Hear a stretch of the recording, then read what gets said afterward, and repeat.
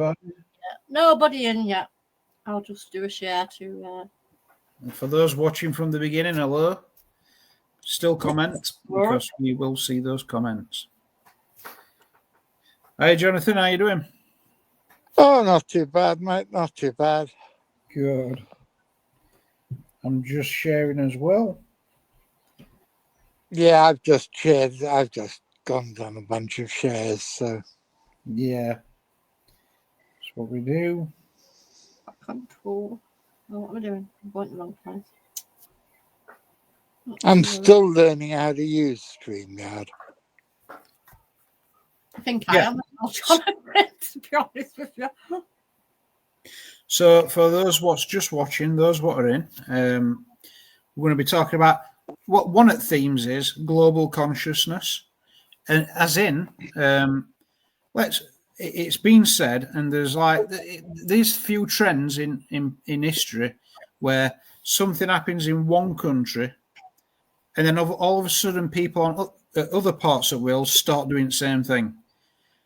And it's happened with me. I've had an idea, and then someone working in the same place, that idea comes out. Hi, Robert. How you doing? Oh, yeah. I've had a drink, actually. Hi, Robert. Yeah, so, yeah, definitely. Yep, definitely. We had a drink for Bri. For people who I know of and stuff like that, I usually do that just to end at night, me. So I will be doing that. Definitely. But yeah, global consciousness. What's your thoughts on it?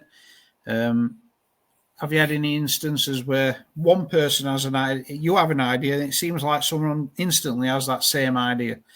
It's one of those strange occurrences. But at the same time, I've seen quite a bit of science saying, that might actually be a thing. Because we're all bouncing about in same frequencies and things like that. So yeah, just let us know what you think on that. I've just got to tidy something up here. Well, it happens in the natural world as well. Yeah. The most famous example of that is when they put cattle grids on Dartmoor back in, I think it was 1968. And no sooner had one sheep learned how to get across the cattle grids by rolling across it, than sheep all the way across Dartmoor learned how to do it, even though they weren't in contact with each other. Yeah. So I totally believe in a universal consciousness. Oh, definitely. Yeah. It's not necessarily, though, everybody thinks it's going to be something big and cosmic. In fact, it can be just as simple as a whole bunch of sheep learning to roll and get across the cattle grid. But yeah, I like that reference actually to natural world because, Time simulation. Yeah, it makes you wonder. It's like how it evolves and stays alive. It's a survival thing, right? I mean, I know you see animals are all different species. They look out for signals from other animals to like, hey, something's going off over here. We'll react in a certain way. But it does also seem like they're connected at another level. Hey, nice dog.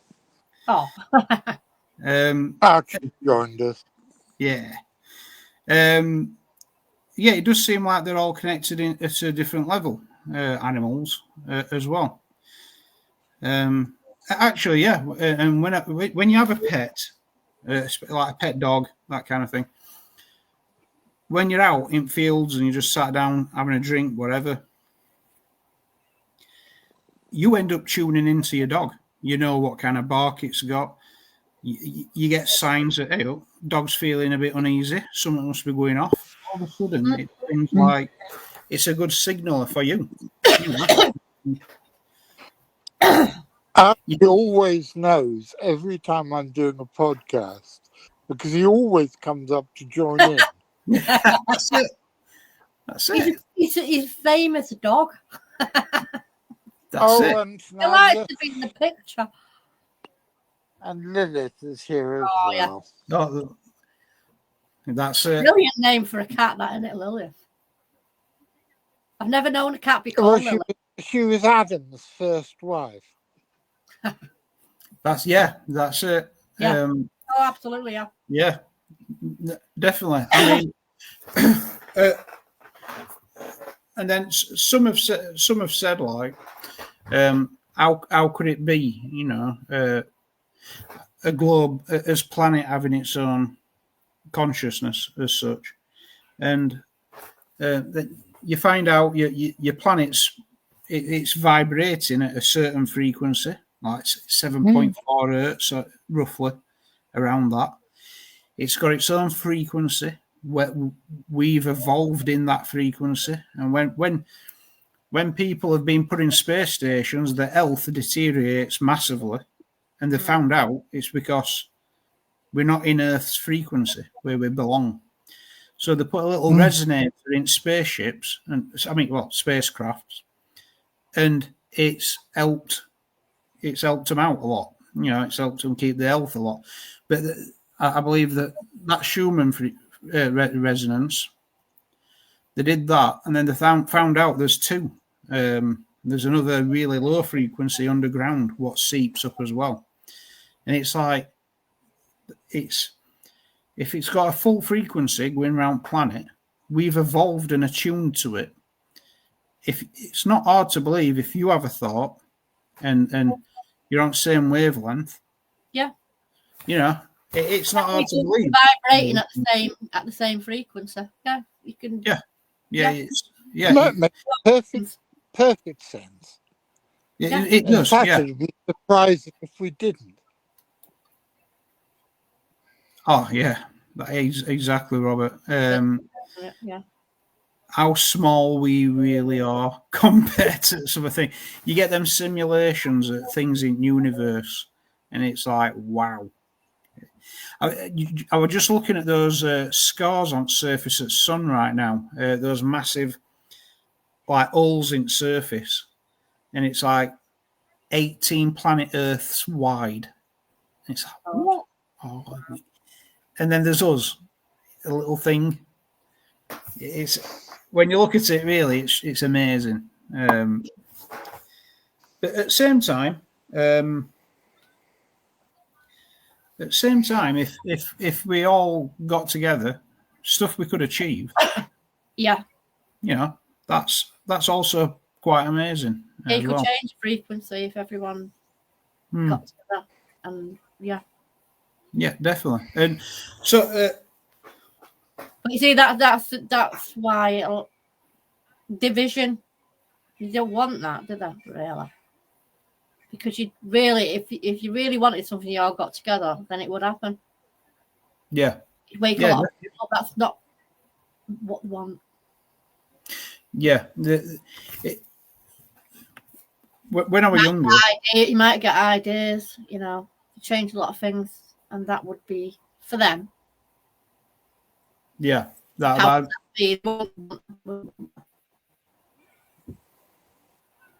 mean, at some point or other, a lot of things, frequencies were changed. I mean, the music, wasn't it? The frequency of music was changed, wasn't it? Everything. I mean, you've got you remember you used to have the bells in the churches, that rang a frequency.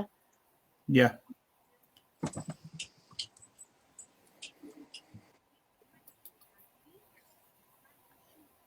Yeah. Like Robert says there, we're at top of food chain, but that will come to an end, the Bible says, the meek shall inherit the earth. That's true, but that's mostly, especially if we mismanage his position, you know. Yeah, it seems like that's what we're doing. But when I was younger, I struggled to understand. I watched Star Wars, right? So I watched Star Wars, and that's your epic tale of good versus bad. And then people would go, well, it's a spiritual warfare. And I'm like, no, I don't get it. How does it work? And as I've gone on, I've got my idea on, I get this. It does seem like there's a overwhelming power that wants to be the thing that gives and takes away. Not nature, universe, or God. They want them to be ones that are in charge. And it's like, right, I get it.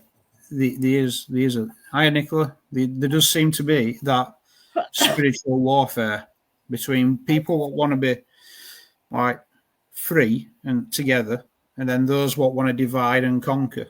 Yeah, definitely. Hi, William. Hello, William. Yeah. Hi, William. Hiya. For those joining in, we're just talking about global consciousness and what your thoughts are. Like the idea that an idea can come up in one place, and it doesn't matter about distance. It can be also then it can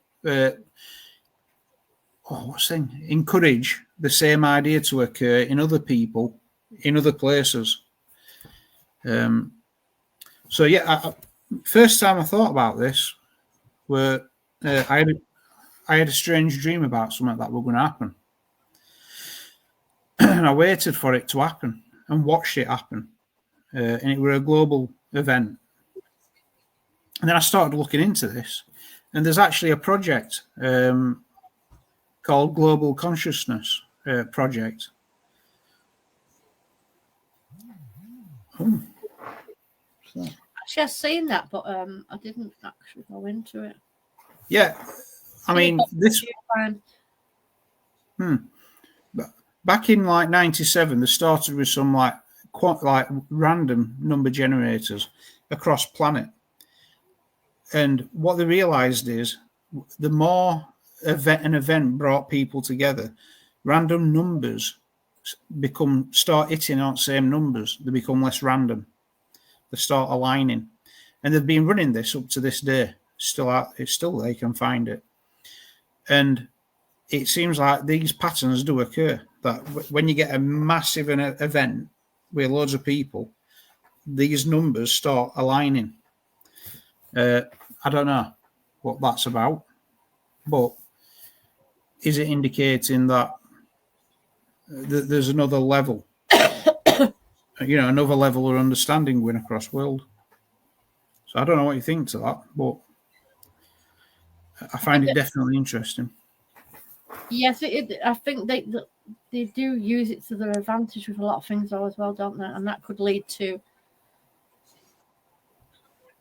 a lot of wrong things going on. You lose your autonomy, wouldn't you? Really, you'd lose your own thought.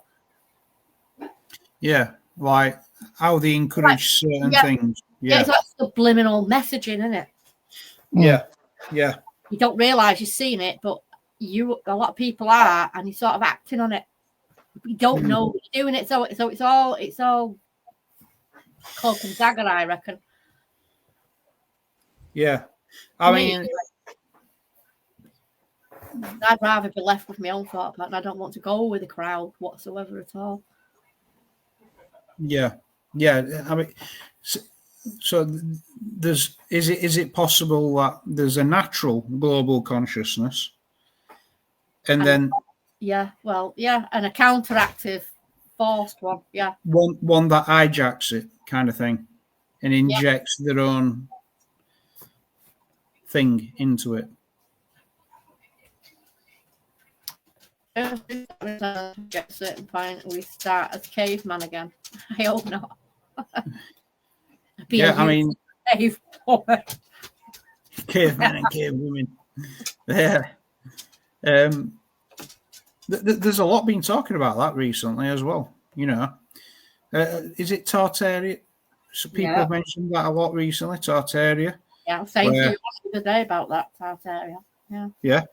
And then after you saying that, I don't know if you've seen on news recently. Today I saw it, but in Switzerland, a full village has just been swamped under. Well, there were a landslide and it's just covered a full village. Mud flood. Yeah, absolutely gone. Unbelievable. But then you think to yourself, well, that can't happen all over because there's not these kind of mountains what are going to landslide a lot of people. But what they say is Earth's crust destabilizes and things, things just go under. Take them all inventors we are true, yeah. Yeah. But But see, that's something that's not encouraged anymore either, is it? Yeah, I mean, they used to at one time in schools encourage people to be, but now it's just a conveyor system. Yeah. Just basic line up and do what you're told. Are they actually learning anything? I don't think they are. They're learning how to pass exams. And that's it. Yeah. Yeah. That's basically it. Yeah. Basically, what they're doing is being taught. It's parroting, isn't it? Yeah. Learn what definitely. you're told. You're not encouraged to go and look at anything yourself. All you got to do is remember what the teacher told you. So it's an idea stuffed in the head, and they have to go along with that idea. Don't have one of your own. Don't ask questions.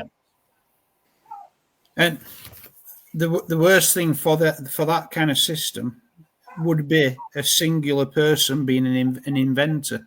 They date another Einstein. They want it to be part of a company and a corporate thing. Yeah. That way they can have the invention, they can own it.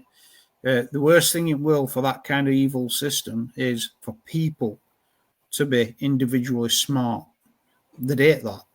I mean, there were a ruler in South America.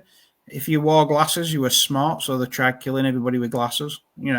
That kind of thing. I forgot which name of that dictator it were at the time, but they did that, and because they date smart people. But yeah, Robert, it's like that. He said, "Do you know how to make a phone?" I don't. That's true. Now, if we did get returned to a reset situation, it'd have to be the ones what have experienced that, the ones what have got the latest information.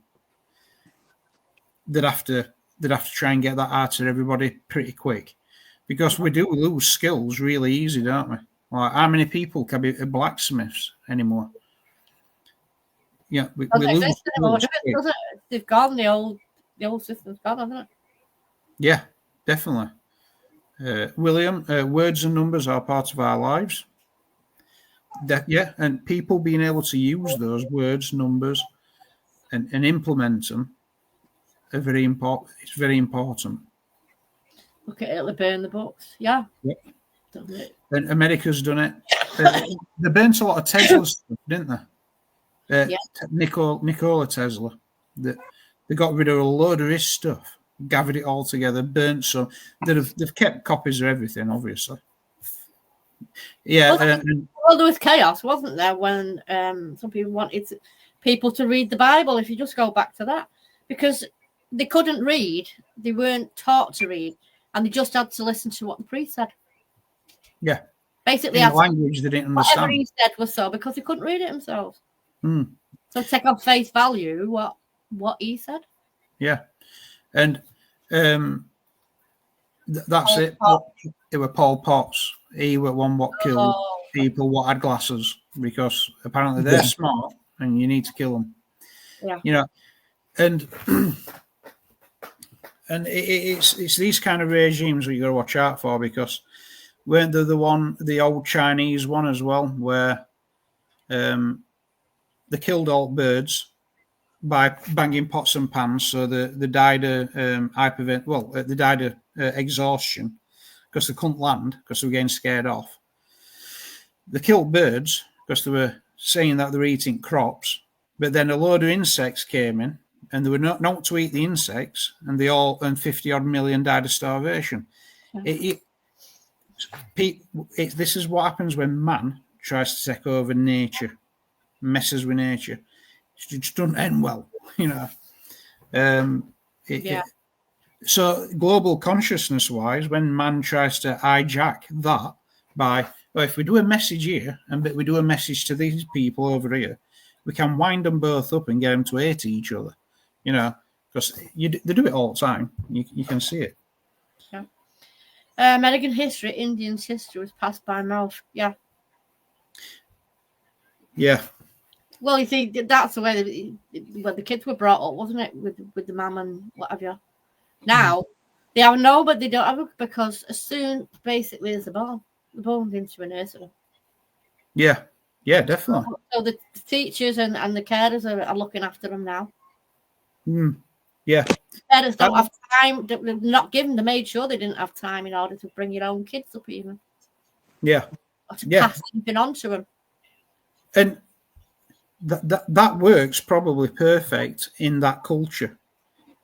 It's hard for it to translate when somebody else takes over that culture, which obviously that's why you shouldn't do it. William, sounds morbid. I like that actually because negative and morbid is, for one, I don't take what most people see as negative. If you look at things like, for instance, we enjoy Ring of Roses, and then you realise why it were made, morbid. That were to look for symptoms of Black Death. There were no such thing. Well, there were, but happiness and enjoyment. It's a privilege, really, because back then it's all about survival. You know, nursery rhymes, stories, popular kids' stories. You know, Grimm Brothers Grimm, all that. You know what I mean? It you know, people live in a lot of darkness.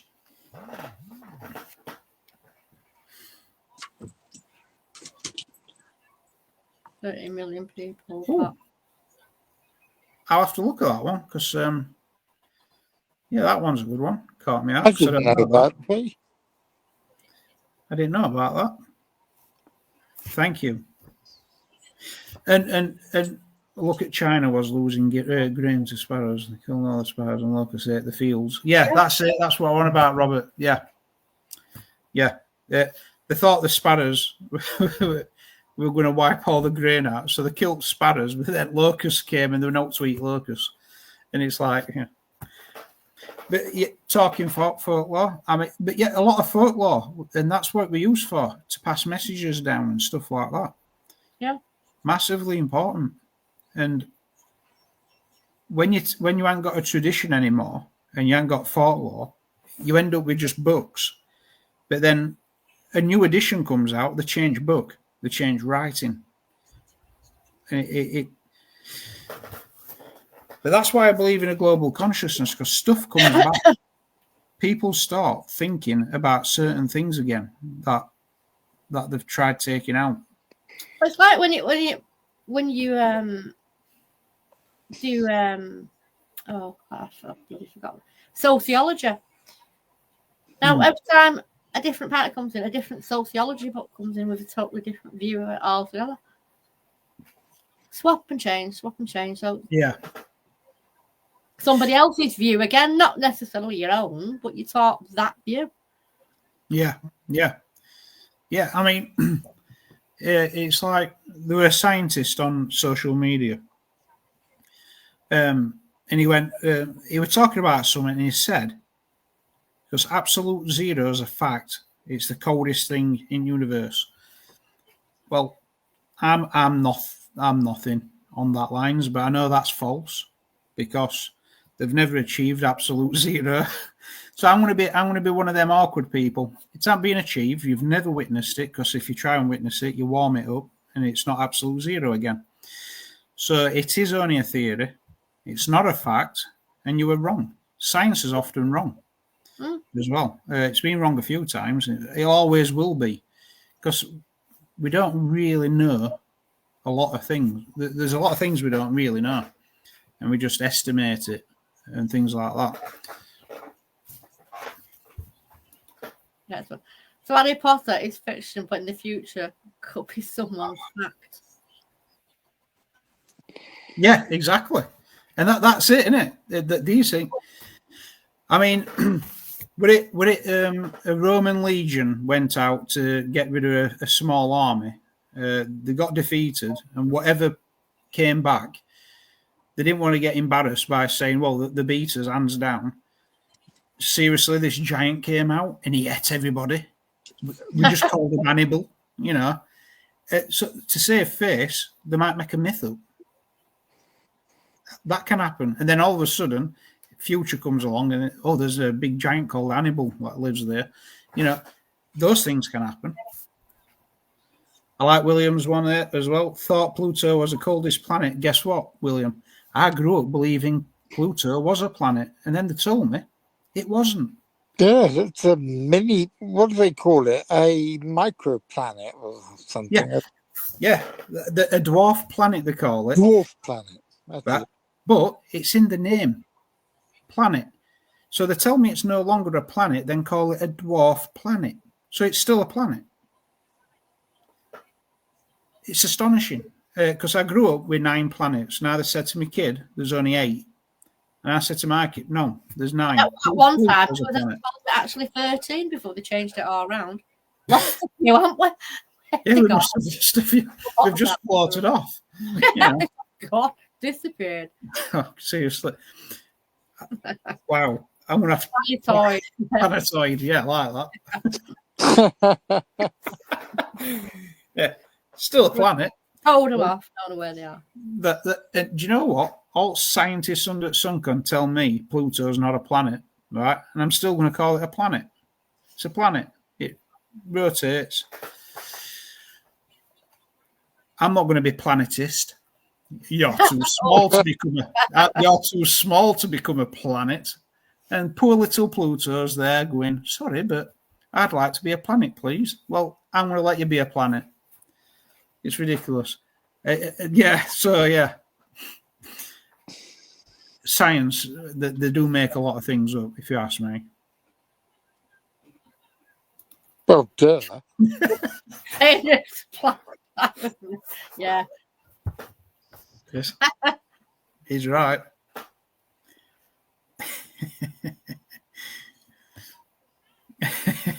William. But also, though, we just like Robert was saying there, fictions and facts, a lot of gods, planets, they're all sharing names. Yeah. I kind of like that about the old system, where we kind of like blended in with nature, you know, because we had like things named after natural, cosmic, and planetary things. And I think that's a great thing. And it seems like we're coming away from that, and like we're having things named after people instead of the bigger picture. Yeah.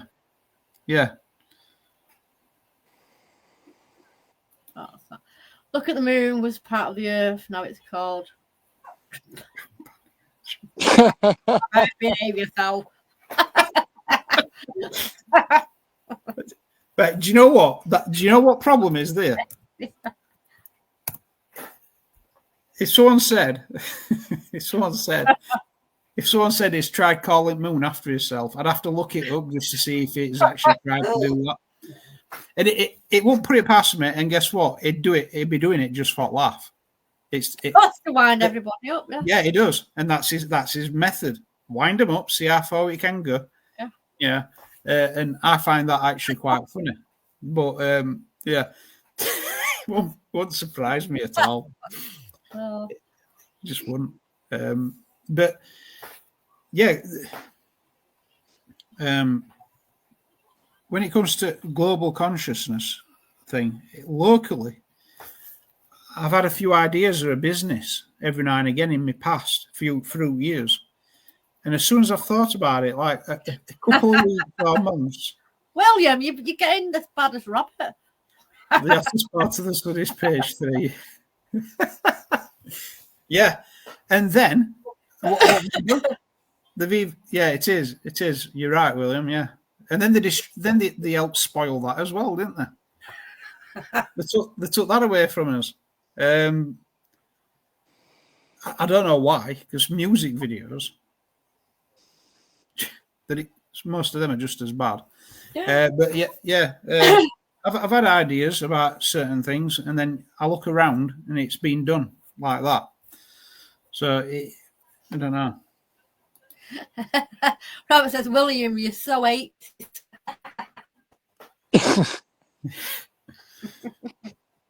I'm 80s, 90s as well, yeah. I remember Page 3 Girls and stuff like that. Oh no, Yeah, it's getting worse. Sunday yeah, sport. still got that. Still got that. Actually, I don't know if that still exists. No idea. No, I don't. Does it? I wrote for them at one point.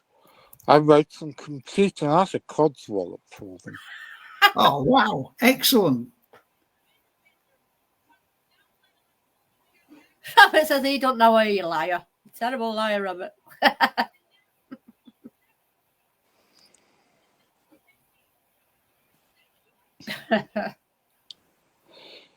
Yeah, Robert's cooking with gas tonight, isn't he?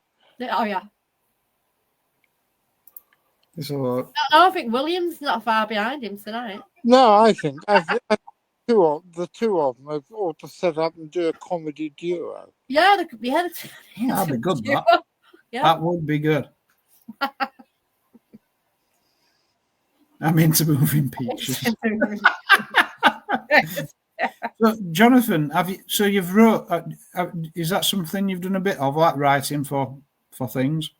Well, you were talking earlier about how people don't know useful skills. I can't do anything useful. I can write, and I used to be able to play the guitar, but those are the only things I can do. So those are the only ways I've ever made a living, because I'm no good at doing anything sensible. The guitar bit is massively useful, because in every film that you watch, you need someone with guitar. It's how you relax at the end of the day, isn't it? Guitar. I mean, it's the campfire thing. It's the thing that's relaxing at the end of the day. It's music, isn't it? You know what I mean? Mm-hmm. And I can't play guitar. I've tried my bit. I've got one upstairs.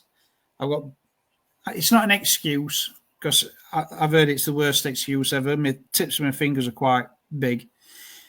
It's a daft excuse. I know people with big fingers still can play guitar, but I just struggle. My brother tried to take it up when he was younger. You know, when his big dreams. Oh my God. It was terrible. Never made it. Never got there. Yeah. Well, I used to be able to play, but arthritis has taken that away from me now. So all I know how to do is write. So. Well, writing's also massively important. You've got to scribe things down. Yeah, but not the bollocks I used to write for the Sons of Sport. Hey, it's still writing, isn't it? You know. Yeah. Deliverance. I love dueling banjos. William struggles with his mouth organ. William, stop it. You're tempting us into going away from the paths of righteousness here. Open tune your guitar, then fretting all the strings. We'll give you a chord. Yeah, but that's okay if you want to play Louie Louie, V. But if you actually want to play something a bit more complicated, you can't, or I can't anyway. Robert says, yeah, William's on fire tonight. William's on fire Thank you, V. Yeah. You see, I can do dueling banjos string by string. And I learned that through just because it's that one thing that I like. That I thought, if there's one thing I ever learn, it's going to be that. So I did. I have to stick to the tambourine because I'm useless for anything else. Yeah, and I learned Bad Moon Rising on harmonica.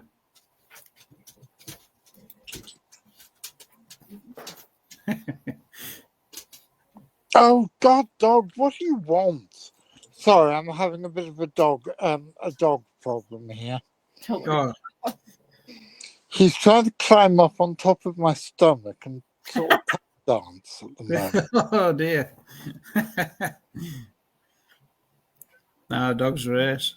But yeah, it's global consciousness, and our thoughts travel, and also people say there's global memories as well, where even in animal kingdom, things just seem to be remembered and ingrained in cultures, people, things like animals, things like that.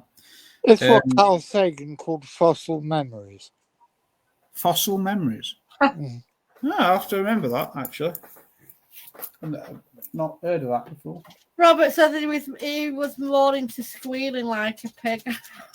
Oh dear, Robert. God, no. Which I don't think about that, man.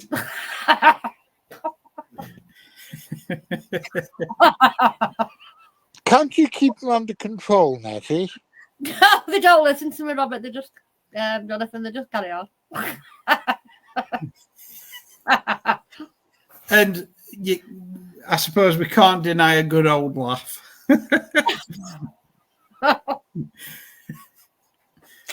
But yeah, that is something I'll look up. Fossil memories, because I've not heard that. I've not looked that term up before. So yeah, I'll look up that definitely, because I definitely think there's something there in it. Probably they just missed me out. It's not true. It's not true. We wouldn't dare, Robert. No. No. But also, I'm not sure if have you heard of the All of Memories, where yes, yeah. Some say that they can meditate and astral travel to the All of Memories. Yes. Yeah. I've heard some say when they said that they found something under pyramids, they're saying that could be leading to this All of Memories. I'm not sure about that personally, but it has been brought up in conversation recently. But I always find that quite interesting, that there's spiritual or astral beings that are here to help us by passing information on from the All of Memories to us. There's also something called water's memory. Oh, water memory. Yeah, water memory, yeah. Yeah, I've seen mention of that, but I've not really looked into that. Yeah, is it something to do with where it picks memories up? It's in a situation, someplace, something happens, and it takes it with it. Can you imagine? If that was true and you're drinking the water? Yeah, and then we're made of a lot of water as well, aren't we? Yeah. That's interesting. William, Robert is on heat or fire. Yeah. One at two. Yeah. Spot on. But no, what do you think, Jonathan, about that bit global memory? I think that there is some sort. This is something I've been working on. I think that there is a global consciousness, and that there are race memories that go back to before we were actually humans. That there are bits deep inside the psyche of every man, woman, and child on this planet that go back to when the human race was a couple of thousand hairy geezers on the plains of East Africa, millions of years ago. I think to a certain extent, the shared experiences of everybody who has ever lived Yeah, we did a show on inside each Yeah. of them. Yeah. Yeah. Yeah. Yeah, passed Yeah. down from generations. Yeah. Yeah, because they say there's things like out of all shapes that you can have on floor, for instance. If you're just walking, if there's a lot of shapes that you can walk past, but anything that looks or resembles a snake, it will catch you. It most likely will catch your attention because we've grown up being wary of certain things, and like there's a lot of things what just if they see like a nose pipe on foot, there's a lot of things that I'll see that and look double look because you're conscious of snakes and things like that, you know. And the effect that when a cloud passes overhead and there's a shadow of something big flying over you, that has an effect on the biorhythms and the blood pressure of every human being. Yeah. Going back to when, when there were big flying predators. Yeah. And we're much smaller than we are now. Right, we're nearly at 45 and you've got to finish, John, haven't you? So we'll do this questionnaire now, Roberts. Oh, yeah. Did you see that game cam of a Tasmanian tiger in America? I haven't seen that. No. Robert, if you can send me a link for that, I'd be very grateful. Yeah. Try and look that up, actually. William says everything is vibration, it moves, it's basic alchemy. Yeah. Yeah, definitely. And I think with that one, if you've got to get off, John, we'll close it for tonight. Yeah, definitely. It's been a good one. Like always, it's great to have people in comments. Nice talking to you, Jonathan and Annette. Yeah, and next week we've got Thursday. We're doing psychopomps. That's interesting. Next Thursday. So if you'd like to join us next week again, and thanks for everyone coming in. Definitely. Yeah. Ideas. And bye, everybody. Thanks, everybody. Thank you.